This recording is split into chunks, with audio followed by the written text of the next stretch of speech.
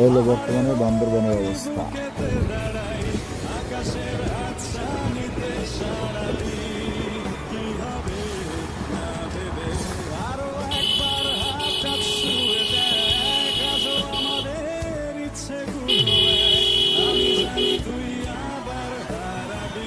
আর এই সমস্ত রাস্তাগুলো খুবই রিস্ক।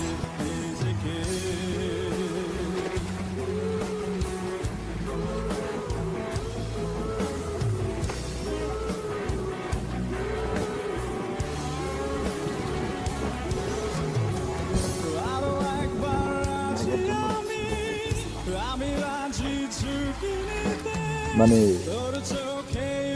একবারে করুণ অবস্থা, কিন্তু বান্দরবনের এই পরিবেশটা কিন্তু পারফেক্ট।